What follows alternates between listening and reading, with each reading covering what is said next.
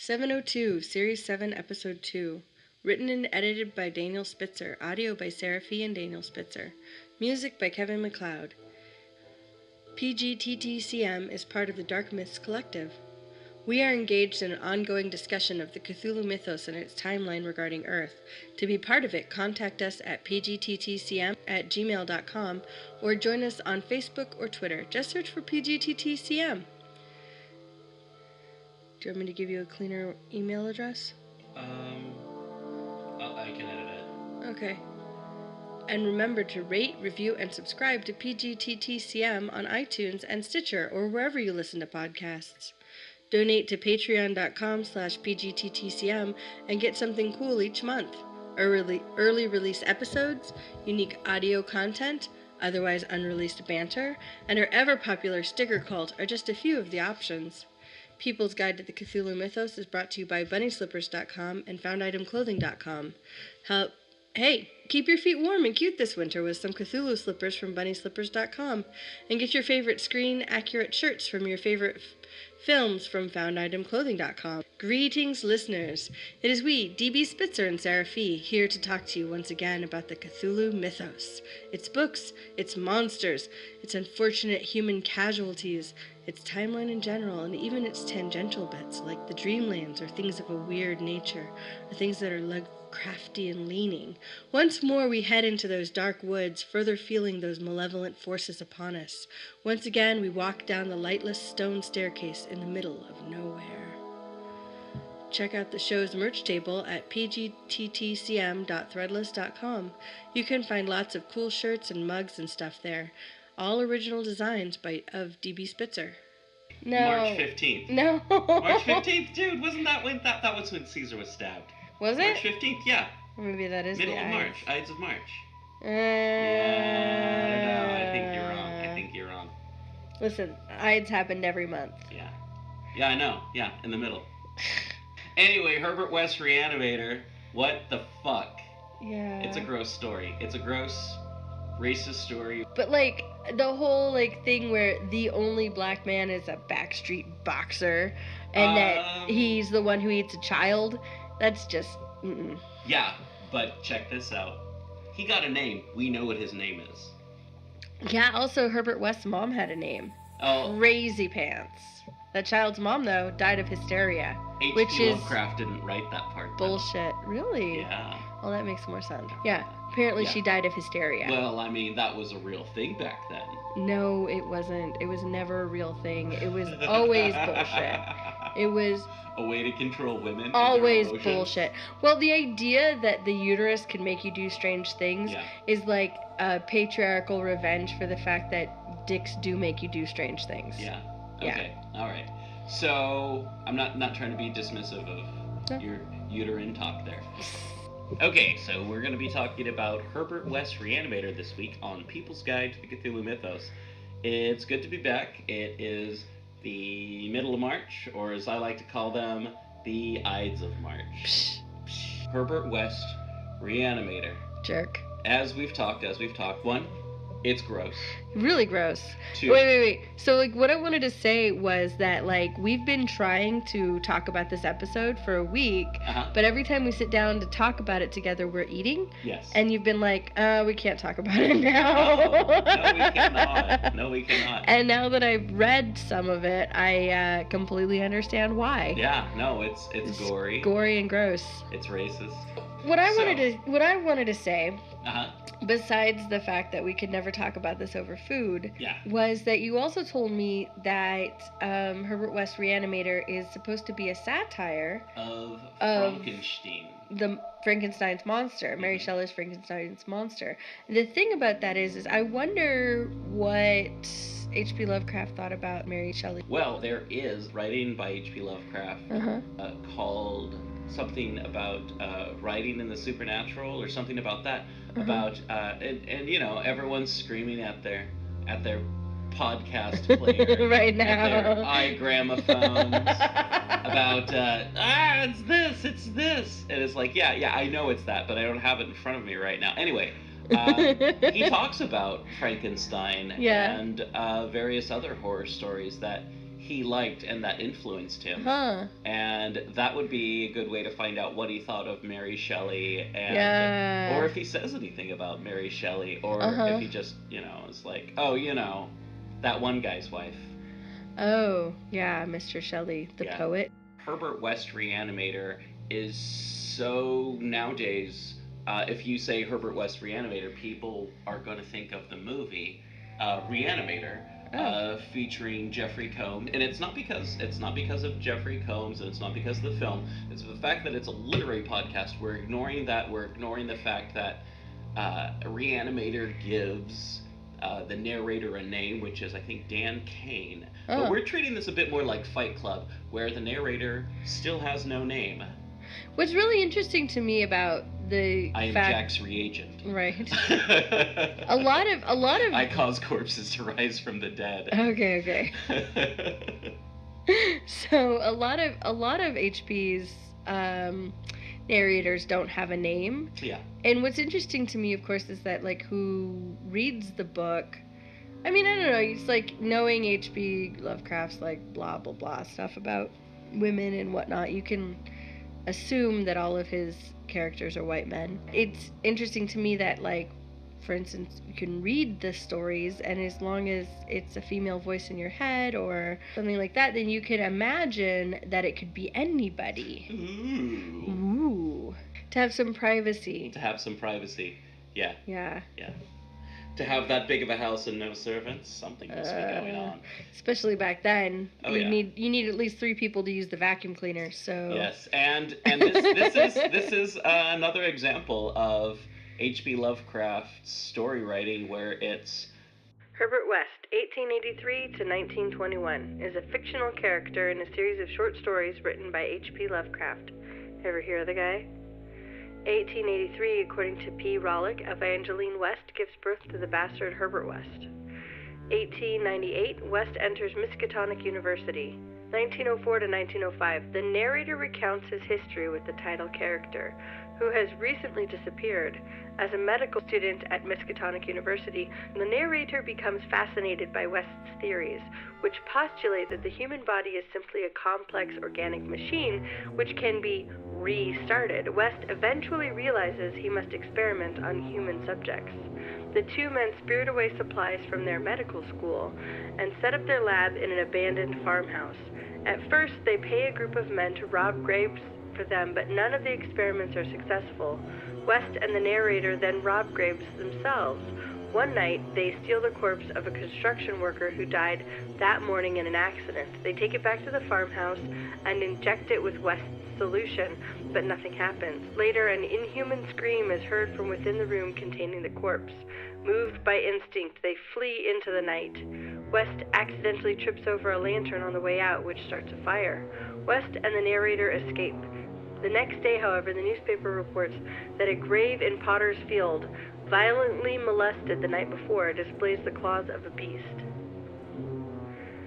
Sometime after the fire, West's research is stunted when Dr. Alan Halsey, the dean of the medical school, refuses to allow him access to human cadavers, or the university's dissection lab.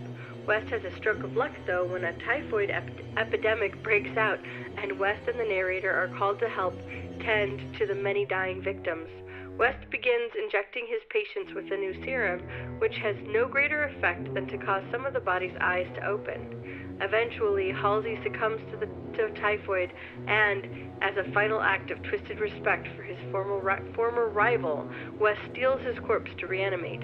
West and the narrator take Halsey's body back to West's room at a boarding house, where they inject it with the new serum.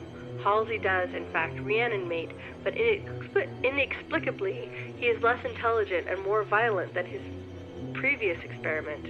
After beating West and the narrator into unconsciousness, Halsey embarks on a killing spree, beating and murdering over a dozen people before he is apprehended by the police. The cannibal murderer is soon committed to a local mental institution. West curses the fact that too much time has elapsed and that Halsey's brain has deteriorated.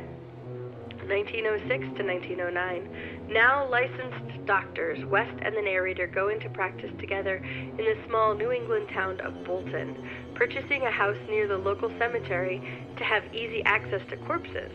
Still intent upon successfully reanimating a human being, they claim the body of Buck Robinson, a black boxing champion who died of a head wound in an illegal back alley street fight. Gamblers betting on the fight arrange for West to dispose of the body, as it clears them of any crime. West and the narrator hurriedly take the body back to the lab and inject it with another new serum. When nothing happens, they take the corpse out to a meadow and bury it. Several days later, there are reports around town of a missing child. The child's mother dies during a fit of hysteria, and the father tries to kill West in a fit of rage because West couldn't save her. That night, West and the narrator are startled by an aggressive pounding on the back door. Opening the door, West and the narrator come face to face with the boxer's corpse, covered in mildew and dirt and hunched over at the back entrance. Hanging from his mouth is the arm of the missing child. Almost instantly, West empties an entire revolver into the creature. 1910. Sometime after West's killing of the reanimated boxer, the narrator returns home from vacation to discover the perfectly preserved corpse of a man in the home he shares with West. West explains that during the narrator's absence, he perfected a type of embalming fluid that perfectly preserves a corpse as it is the moment the chemical is injected into the bloodstream. Injected at the precise moment of death, the chemical prevents decomposition from even beginning. West reveals to the narrator that the dead man is a traveling salesman who had a heart attack during a physical examination. As the man died before West's eyes, he was able to preserve it with the embalming fluid and has been waiting for the narrator to return so that the two of them can reanimate the body together. West injects the body with his latest serum. Signs of life gradually began to appear. When the narrator questions the man, he mouths words with seeming rationality and intent. Just before the man returns to the dead, he begins screaming and thrashing violently, revealing in a horrible scream that he was in fact murdered by West. 1914. West and narrator join the Canadian Armed Forces. 1915. 5 years later, West and the narrator become involved in World War I as a means to procure more bodies. Serving as a medic in Flanders, West has gone beyond the point of simply trying to reanimate corpses. Experiments now include isolating parts of the body and reanimating them independently in an attempt to prove their machine-like quality. On the battlefield, West befriends his commanding officer and fellow medic, Major Sir Eric Moreland Clapham Lee, and shares with him his theories and methods on reanimation.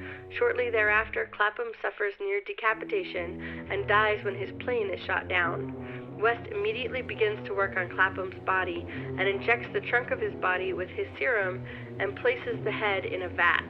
The corpse comes to life and begins thrashing violently, reliving its last moments of life. Clapham's severed head begins to shout from across the room. The building is then destroyed by a bombshell. West and the narrator survive, but there's no sign of Clapham's head or body. The two men assume that he was vaporized in the blast, although West is since known to speak fearfully of a headless doctor with the power of reanimation. Wait, what? The two men assumed that he was vaporized in the blast, although West is since known to speak fearfully of a headless doctor with the power of reanimation.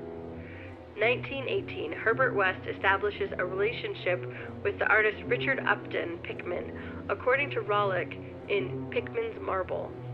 1921, a year after returning from the war, West has moved into a house which is directly connected to an ancient system of catacombs from settler times. While reading the newspaper one night, West comes across an article detailing a series of strange, seemingly nonsensical events involving a riot and an insane asylum. A wax-headed man, Clapham, followed by a group of disturbing-looking followers carrying a box, had demanded that the detained cannibal killer, Halsey, be released to them. When the invaders refused the killer, they took him by force. West spends the remainder of the night in a near catatonic state until someone comes to the door. The narrator answers only to find a group of men. One of the figures presents the narrator with the large box, which the narrator then gives to West. West refuses to open the box and insists that they incinerate it. The two men carry it to the basement and burn it. As soon as the box burns, the zombies tear through the walls of West's home via the catacombs. Leaving the narrator alone, the zombies soon attack West. Realizing that his own death is imminent, West allows the zombies to disembowel him. As a final insult, Clapham decapitates West's corpse before leading his army of zombies off into the night. The narrator does not reveal much to the police about West, and they disbelieve the information he does reveal since the catacomb wall seems intact and undisturbed. He is forever haunted, considered mad by his knowledge of what transpired and the lack of resolution regarding the raised corpses. Yeah, no, what I really like about Herbert West, and like Frankenstein and other stories of the Gothic tradition, is the fact that Lovecraft tied in real-world events like World War I and typhoid outbreaks and stuff like that in with his story, so that people reading it would be like, oh yeah, I remember that typhoid outbreak. Oh yeah, I remember that World War. Yeah, I bet the world really remembered the First World War. Yeah, that's a really interesting idea. It's like he wanted to weave the fantastic into the mundane to sort of like muddy where the line was. Yeah. And I don't know if there was any boxer by that name that died around that era, but that would have been an interesting thing too. Would have been an interesting thing for me to look up. Yeah. Well, yeah. I mean, not necessary though, obviously. Yeah. Yes, Herbert West, serialized in 5 or 6 parts in Homebrew in I think 1923, 1926. So it was an amateur magazine that Lovecraft published in. It wasn't even like Weird Tales or anything like that.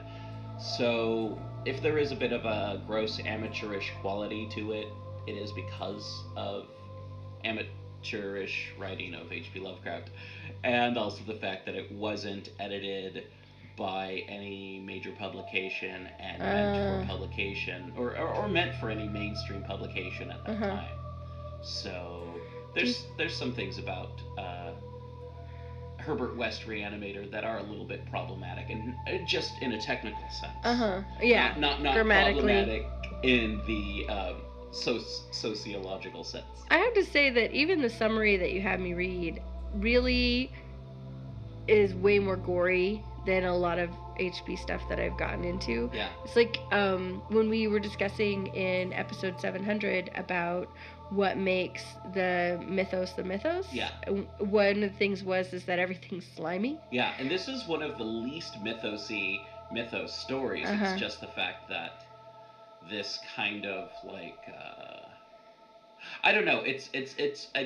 I'm not even 100% sure if Herbert West belongs in the Cthulhu mythos, besides the fact that he's written about by H.P. Lovecraft, except for the fact that it does add kind of like, I don't know, it adds something to the sauce that isn't necessarily something that you're going to notice right away. Well, it adds something to it. Right. I mean, kind of like nutmeg. Yeah. But one of the things, of course, about Herbert West is that he's like a modern-day warlock. So, like, there's a lot of wizards and witches and warlocks and whatnot in the mythos, but they are all from ancient times. And they're like some being that keeps body hopping, or they're this, actually an animated corpse that some old one is inside of or something. And it's like, it's nice to see that actually this stuff is continuing in modern culture. Just a reminder that People's Guide to the Cthulhu Mythos is brought to you by FoundItemClothing.com and BunnySlippers.com. And also, coming up, we're going to be having a review for the most current issue of Weird Book. I think it's 37, 38, somewhere around there. We'll find out. But check out Amazon.com and WildsidePress.com for your newest copy and back issues of Weird Book, one of the greatest weird fiction books out there. One of my personal favorites. All right, back to the show. So, speaking of Amazon, I want to check out. I want you to check out Long Way to Richmond. It is a book by Joseph Rubus, who is one of the many great writers in the Nihilism Revisited stable, Zach A. Ferguson and S.C. Burke. You're going to find Long Way to Richmond on Amazon, and you're going to find that it includes the short story Fingers. Long Way to Richmond this is from Amazon, by the way. Long Way to Richmond is a strange and offbeat tale of post-apocalyptic 1869, where muskets and gaslight street lamps exist side by side with modern-day designs, such as the television and the automobile. The story follows a Confederate soldier making his way home to Virginia when he begins having strange dreams of a demonic creature. A viral plague exists to ravish existence. Meanwhile, a horrifying figure begins gathering survivors in Richmond in hopes of wiping out the human race. And withal, we get a brief glimpse of the horrors that come along with Long Way to Richmond, featuring historical figures such as John Wilkes Booth and Jefferson Davis, and roles that play them against the atypical archetype story history has come to tell them. In the short story Fingers, Gunn's story, Willie Beaker has just executed the three-fingered outlaw John Ferris. With Ferris's body on the back of his horse and headed to Oklahoma to collect the bounty that's going to make him rich, Beaker begins noticing something strangely awry as the three-fingered corpse has mysteriously grown back the missing fingers, making for 5, putting the gunslinger's bounty at risk. The lengths Willie is willing to go to secure his bounty is a stretch straight into the surreal situation that not even the reader will see coming. Author Joseph Rubis handles this material like a crazed madman, aiming to take his readers on a ride through the horrors of history, and dictated by his own direction, which is everywhere but straight. This read will appeal to fans of horror, history, and the absolute strange and bizarre, like reading Stephen King through a kaleidoscope of black comedy and strange errors, which I feel is a pretty good description of this book. The short story Fingers I highly recommend, as I do Long Way to Richmond. It is, I really like I like the writing. It's very graphic. It's also very kind of like crunchy. I'm not all the way through it. I'm about, let's see, where am I at? I am at chapter 17. But believe you me, this is a great, great book. I've really, really enjoyed it. It's 20 plus chapters altogether, and I really want to check out some more of Joseph Rubis's other stories out there. He's short stories collected in A Pocket of Fear, After Midnight, Shades. His first novel, Dracula 1912, was published in 2016. In addition, he is the editor to the third spectral book of horror stories. Currently lives in Albany, New York, United States of America. All right, Long Way to Richmond. Check it out. It's only $9. I don't know if there is a Kindle copy out there, but if there is, I'd check it out. All right. That was Long Way to Richmond by Joseph Rubis. One of the things that's really cool about H.P. Lovecraft that is not just for the young people. Yeah, grannies like H.P. Lovecraft too? Because they used to be young people. I thought it was because the grannies like racism. Well, grannies do like racism. Not all grannies. Hashtag not all grannies. Hashtag not all grannies, that's true. Your grandmothers were not into it. No, okay. Yeah. No. My grandmothers were, but in their defense, they did live in Oklahoma, so... Yep. It's just, pastime there. Yeah, gross. You know what? Let's talk about racism, because we never talk about that on this show. No, we never do talk about racism. To say that, they were from this area, so they were racist. It's a choice. It's a choice. Just like H.P. Lovecraft chose to listen to his grandfather's racist, Europe-centric views. Yeah. Was his choice. Well, and it's not just that H.P. Lovecraft is racist against, Like, he is racist against anybody who's not a New Englander. No. As Michael Halbeck wrote a book called Lovecraft Against Life. Yeah. And I think it's very apropos. Yeah. I mean, he didn't like women. Nope. He didn't like people of... He didn't like minorities. Frankly, I would be unsurprised to hear that he didn't like food. Well, he was cheap as hell. He only liked Thanksgiving-type foods. I covered this in season 4, I think. Yeah? Series so he only 3 or eats, season... like, turkey and giblets and stuffing and That's gravy. the food he loves. Wasn't the food that he could afford after his family lost all of their money. He had a terrible, terrible, terrible diet, which some people believe did not necessarily help with his stomach cancer. Oh, well, yeah, obviously. If you're eating tinned beans all the time and... Ooh. Ice cream and food out of tins constantly is what he pretty much lived off. Well, of and food out of tins back then was like really iffy, really rough. Yeah, lots of salt and weird, yucky other stuff. Oh yeah. It's like, okay, so like a lot of the preserved foods we eat now have a lot of like non-foodie food stuff in them, but it's never gonna get you sick from salmonella. Mm-hmm. You know what I mean? Yes. Yeah. Like, we actually know how to preserve food now. Sure. Yeah. We have good germ theory, you know? It's a whole 9 yards. Yep. Anyway, so, yeah. Lovecraft. Terrible diet. Ugh. He didn't hate food. He hated everything else. Fortunately for us, his hatred for life and his hatred for those around him really did kind of stem for a xenophobic and xenocentric mythology. Mm-hmm. I mean, Lovecraft was a racist bastard. He was really obsessed with the foreign invasion, I mean, that's what all of his stories are about. They're all about a foreign invasion, and they're a foreign invasion of our planet, they're a foreign invasion of our minds, a foreign invasion of our bodies. A foreign invasion of our bloodlines, a foreign invasion of our... of our very species.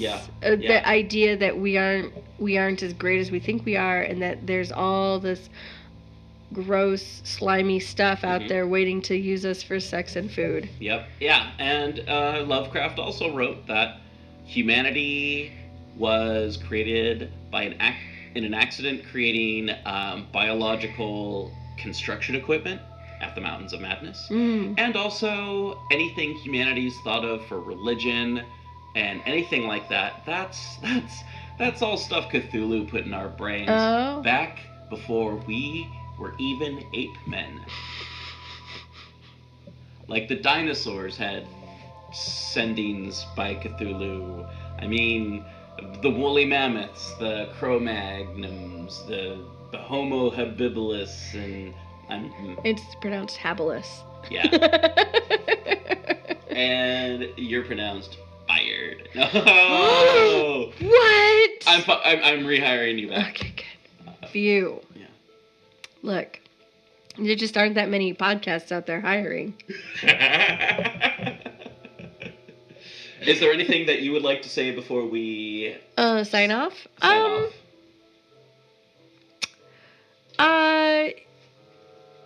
I'm gonna read these stories. They seem gross, but interesting also.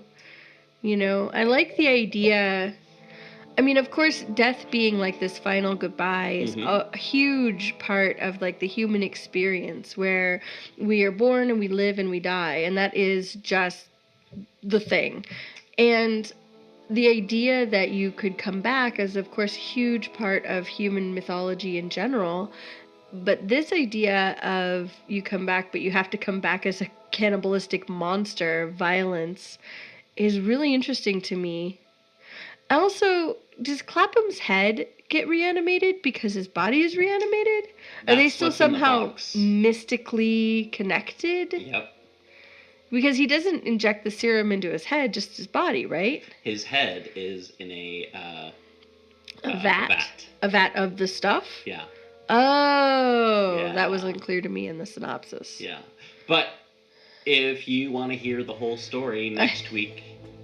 And the week after that, Yeah? we are going to have readings. Woohoo! Of Herbert West, ReAnimator. Don't listen to it while you're eating. Or listen to it while you're eating and throw up your food in front of you. Woohoo! Yay! Yay! And then make everyone else throw up. I have to say, talking about cannibalism while I'm having a ham sandwich is one of my least favorite ideas. Yep. Ever. Yeah, fuck that. Anyways, speaking of fuck that, remember, People's Guide to the Cthulhu Mythos is a member of darkmyths.org. Not as in fuck those guys. Those guys are awesome. Yeah. And bunnyslippers.com and Found Item Clothing are our sponsors as always. Woohoo! This episode was written and produced and cut and pasted by DB Spitzer and read out loud by Seraphy and DB Spitzer. You can check us out at pgttcm.com, and pgttcm.podbean.com is the source of the RSS feed, so you can get it straight from that internet titty. And sorry. Knowledge milk. Yeah, you can email us at pgttcm@gmail.com. You can become a member of our Patreon at patreon.com/pgttcm. And if you want a cool t-shirt, sticker, etc., you can always go to pgttcm.threadless.com. Is there anything else that you can think of? Twitter? Yeah. YouTube? Yeah. Yeah, we're on all Facebook. those. Facebook. Yep. The monster of all things. Yes. And next time we'll be talking about something else relating to the Cthulhu mythos, but actually next time will be a reading.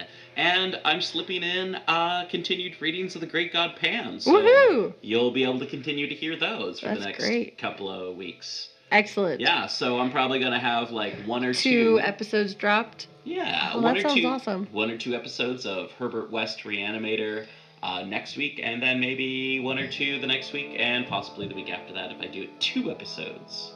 So yay! So you don't have to try and listen to it all in one big sitting. Yay! All right. Well, stay squiggly. Keep it weird. And peace in the East, war in the Central Core. All right. Thank you so much for listening to PGTTCM. Thank you again. Music by Kevin MacLeod. And we out.